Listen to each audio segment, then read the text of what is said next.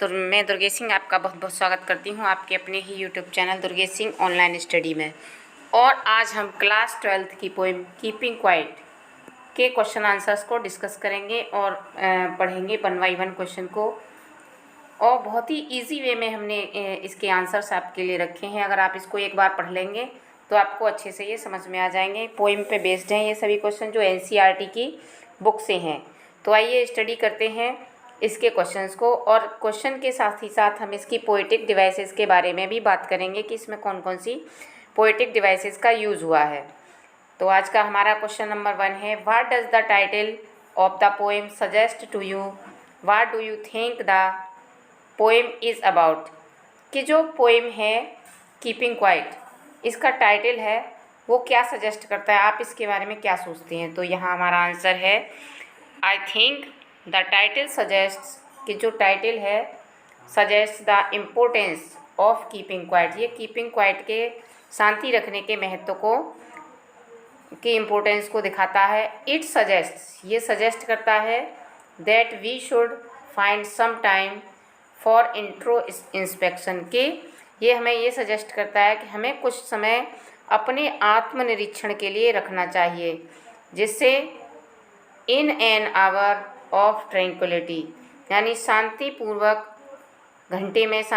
घंटे में हमको अपना आत्मनिरीक्षण करना चाहिए। इसलिए इसका जो टाइटल है वो एकदम इस पर सूटेबल है कि कीपिंग क्वाइट। इसके माध्यम से पोइट कहना चाहते हैं कि हमें जो हमारी रस भरी ज़िंदगी है, कि अभी भागम भाग है, हम कुछ नहीं देख रहे हैं, अपने बारे में सोच भी नहीं पा रहे हैं, दिन रात कमाने खाने में लगे हुए हैं, अपनी ज़रूरतों को पूरा करने में लगे हुए हैं, कहीं ट्रैफिक में फंसे हैं। तो इन सब बातों से दूर होने के लिए पोइट ने इसका टाइटल सजेस्ट किया है कीपिंग क्वाइट। वो चाहते हैं कि क्या हम ऐसे ही भागते रहेंगे, और ऐसी भागम भाग ज़िंदगी से वो हमको थोड़ी दूर करना चाहते हैं और अपने बारे में सोचने पर जोर दे रहे हैं। तो यही इस पोएम में सजेस्ट किया गया है पोइट के द्वारा। According to the title, it is very suitable for our poem. Next,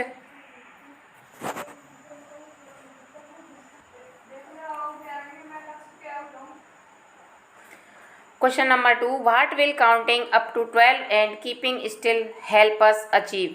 कि 12 तक काउंट करने के बाद और कि क्वाइट के रहने के बाद, शांत रहने के बाद हम क्या अचीव कर पाएंगे। तो इसका आंसर है इट विल हेल्प अस, ये हमको हेल्प करेगा to stop and ponder and determine the right course. ये जो यदि हम थोड़ी देर शांत रहेंगे और 12 तक काउंट करेंगे, यहाँ 12 काउंट जैसे कि घड़ी में 12 आवर्स होते हैं, तो ये 12 आवर्स के लिए आया है। 1 2 3 4 5 6 7, यानी ये 12 तक एक घड़ी के घंटे शो कर रहा है। यहाँ 12 यहाँ गिनती नहीं, घड़ी के घंटों के बारे में बात की जा रही है। और यहाँ पोइट कह रहे हैं कि यदि हम 12 तक काउंट करेंगे और शांत रहेंगे, तो हम जो गलतियाँ कर रहे हैं कि हम अपने बारे में नहीं सोच रहे, अपने स्वास्थ्य के बारे में नहीं सोच रहे, दिन रात मोबाइल पे लगे हुए हैं, लैपटॉप पे लगे हुए हैं, ना अपने भविष्य के बारे में सोच रहे हैं, तो हमें उससे अपने बारे में सोचने का समय मिलेगा और जो कुछ भी गलतियां हम कर रहे हैं उससे हम बचेंगे। तो यहाँ पोइट का उद्देश्य है 12 तक काउंट कराने का, जिसको हम पा सकते हैं शांत रहकर और 12 तक काउंट करके। Question number 3, do you think poet advocates total inactivity and death. क्या आप सोचते हैं कि पोइट यहाँ टोटल इनएक्टिविटी यानी डेथ को एडवोकेट कर रहे हैं, डेथ का पक्ष ले रहे हैं। तो राइट हमारा आंसर है no. The poet does not advocate end, यहाँ पोइट पूरी मृत्यु को एडवोकेट नहीं कर रहे हैं, कि एक्टिविटी को बिल्कुल बंद नहीं करना चाह रहे हैं, कुछ क्षण के लिए, यानी जो 12 तक काउंट कर रहे हैं उस ड्यूरेशन के बीच वो शांत रहने को कह रहे हैं। तो यहाँ टोटल इनएक्टिविटी को एडवोकेट नहीं कर रहे हैं। He just wants us to suspend activity, वो हमसे चाहते हैं कि हम अपनी जितनी भी सांसारिक जो वर्ल्डली एक्टिविटीज़ हैं उनको थोड़े समय के लिए फॉर ए व्हाइल उन्हें बंद कर दें, सस्पेंड कर दें। और टू सी और देखें विच वे वी आर रशिंग, और ये देखें कि हम किस रास्ते से जा रहे हैं, वो रास्ता हमारे लिए सही है या गलत है। ये सोचने के लिए वो चाहते हैं कि हम थोड़ी देर इनएक्टिव हो जाएं, टोटल इनएक्टिव नहीं, यानी टोटल इनएक्टिविटी डेथ होती है, तो टोटल इनएक्टिविटी को वो एडवोकेट नहीं कर रहे हैं। वो कह रहे हैं कि हम थोड़ी देर के लिए अपनी जो वर्ल्डली एक्टिविटीज़ हैं उनको स्टॉप कर दें और अपने बारे में सोचें। ही नोज़, क्योंकि वो ऐसा क्यों नहीं कह रहे हैं, he knows inactivity is death, वो जानते हैं कि इनएक्टिविटी क्या होती है, डेथ होती है।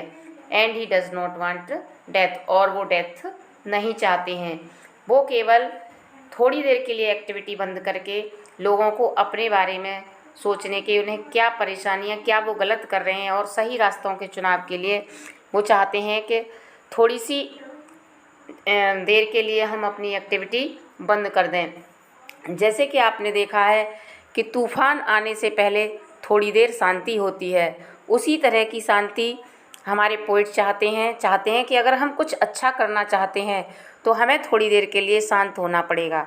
आप ये नहीं कि आप पढ़ रहे हैं तो आप लगातार पढ़ते रहें। इससे क्या होगा, आपके जो माइंड है वो ज़्यादा लर्न करना बंद कर देगा। इसके लिए आपको चाहिए थोड़ी देर का आप रेस्ट लें और अपने माइंड को फ्रेश करें। तो और फिर आप देखते हैं कि आपको अच्छा लर्न होने लगता है।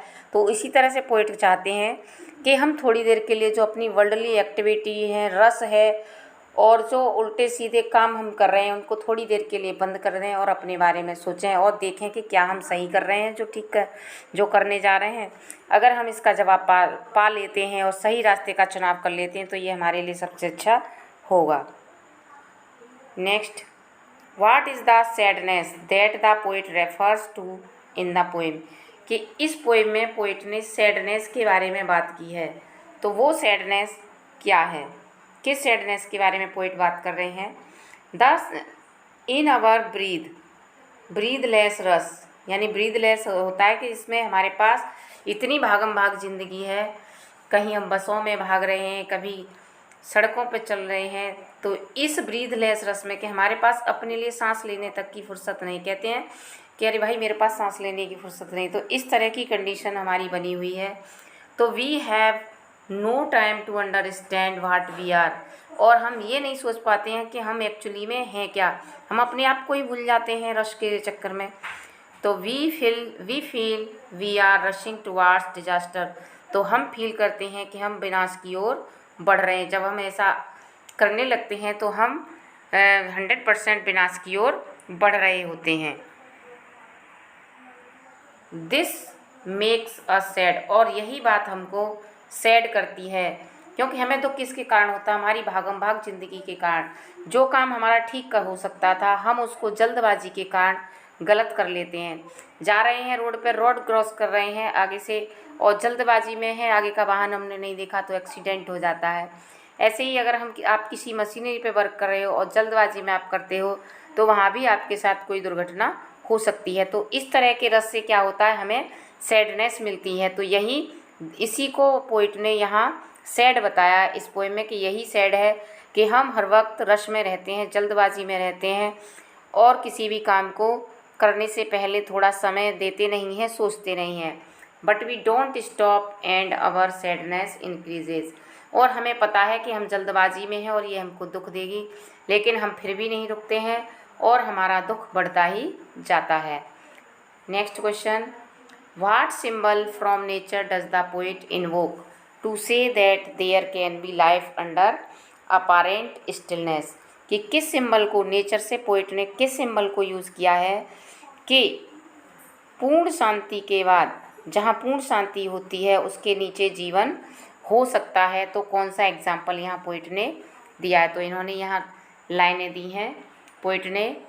इन ऑटम, के पतझड़ में, व्हेन ट्रीज लुक लाइफलेस, जब पेड़ कैसे हो जाते हैं, बिल्कुल जीवन रहित लगते हैं। एंड सॉइल लुक्स बैरन, और पृथ्वी कैसी लगती है, बंजर लगती है। सीड्स लाई हिडन, और पेड़ उसमें के जो बीज होते हैं उसमें छुपे रहते हैं, पेड़ों से जो बीज झड़ के गिर जाते हैं वो मिट्टी में दब जाते हैं, तो उसमें छुपे रहते हैं। They appear to be dead, और ऐसा लगता है कि वो डेड हो गए हों, but it is not so, लेकिन ऐसा नहीं है। They are preparing to sprout into new life, वे तैयारी कर रहे होते हैं नए जीवन में प्रफुल्लित होने की। तो इसी प्रकार इन्होंने कहा है कि जिस प्रकार शांति के चारों ओर पतझड़ होने से और पेड़ों को ऐसा लगता है जैसे मृत हो गए हों, और चारों ओर शांति रहती है, लेकिन फिर भी उसके अंदर से बीज अंकुरित होते हैं, नया जीवन आता है। उसी तरह से शांति के बाद जो हमारी एक्टिविटी होगी एकदम नई होगी और कुछ अच्छा दुनिया के लिए करने वाली होगी। इस तरह से इसीलिए उन्होंने स्टिलनेस को बढ़ावा दिया है, एडवोकेट किया है उन्होंने। Choose a quite corner and keep still physically and mentally for about 5 minutes. Do you feel any change in your state of mind. तो ये क्वेश्चन है कि कोई से भी आप किसी भी शांत कोने में आप बैठ जाते हैं और अपनी फिजिकली और मेंटली आप क्या करते थे, शांति रखते हैं, यानी न तो अपने हाथ पैरों से कोई काम करते हैं, न दिमागी रूप से कोई एक्टिविटी करते हैं। तो ये क्वेश्चन पूछा जा रहा है आपसे कि तब आप कैसा फील करते हैं। तो यहाँ इसमें आप स्वयं बताएंगे कि आपको कैसा फील होता है। जैसा कि मेरा मानना है कि थोड़ी देर शांति के बाद I feel refreshed and energetic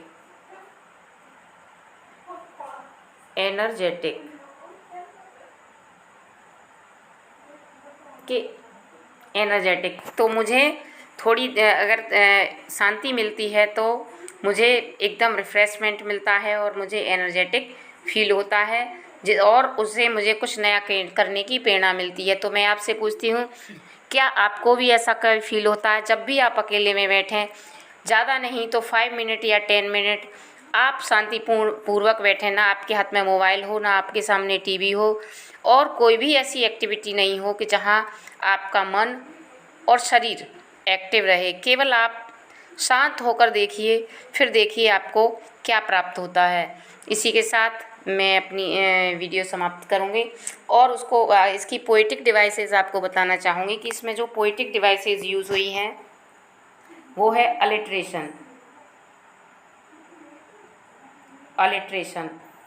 figure of speech है। अलिट्रेशन में जो किसी कंसोनेंट का रिपीटिशन जब बार बार होता है तो वहाँ हमारा फिगर ऑफ स्पीच अलिट्रेशन बनता है। और इस पोएम में जो लाइन आई है, वी विल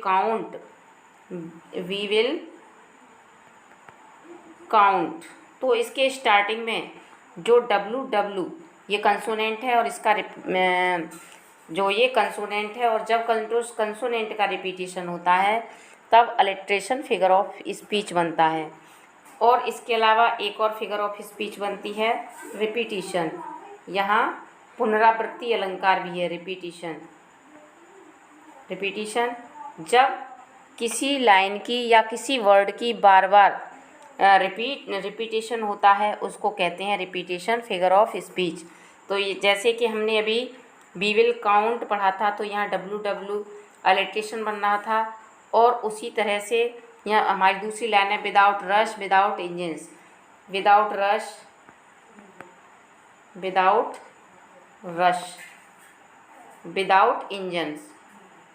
विदाउट इंजन्स। तो यहाँ विदाउट जो वर्ड है इसकी रिपीटिशन हुई है, तो यहाँ हमारा जो फिगर ऑफ स्पीच बनता है वो बनता है रिपीटिशन। नेक्स्ट हमारा बनता है सिम्बोलिज्म। जैसा कि हमारे क्वेश्चन में भी आया है कि किस सिंबल का इन्होंने यूज़ किया है, तो सिम्बोलिज्म होता है जब हम किसी ऑब्जेक्ट को किसी और से रिप्रेजेंट करते हैं, किसी और ऑब्जेक्ट से रिप्रेजेंट करते हैं, उसको कहते हैं सिम्बोलिज्म। तो इसमें हमारा जो ब्रदर्स वर्ड आया है, ब्रदर्स आया है ह्यूमैनिटी के लिए, मैनकाइंड के लिए, जो ब्रदर्स वर्ड आया है यहाँ मैनकाइंड के लिए, होल मैनकाइंड के लिए आया है। इसके अलावा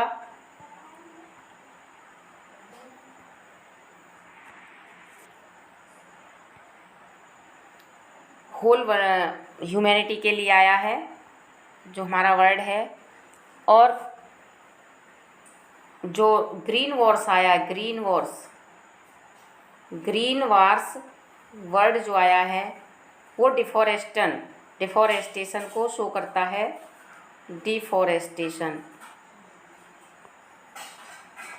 डिफॉरेस्टेशन को सिंबलाइज करता है।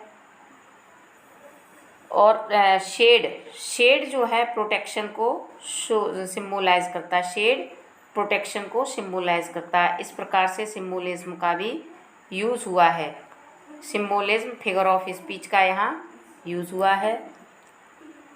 इससे अदर हमारा और भी है एंटीथेसिस और मेटाफर, इनका भी इसमें भरपूर यूज़ किया गया है। उम्मीद करती हूँ आपको इसके क्वेश्चन अच्छे से समझ में आ गए होंगे और जहाँ तक है इसका कुछ एक्सप्लेनेशन भी आपको कुछ समझ में आया होगा। और इस वीडियो को देखने के बाद किसी अदर वीडियो को देखने की आपको आवश्यकता नहीं होगी। पोएटिक डिवाइसेस भी आपको समझ में आ गए होंगे। और इसी के साथ मैं वीडियो समाप्त करती हूँ। मिलती हूँ अगली वीडियो में नेक्स्ट टॉपिक के साथ। Till then bye bye, take care of yourself और अपनी तैयारी में लगे रहिए। अच्छे से पढ़िए, मन लगा कर पढ़िए ताकि आप अच्छे से मार्क्स ला सकें। और मैं आपकी हेल्प आपके साथ ऐसे ही करती रहूँगी। जय हिंद, जय भारत।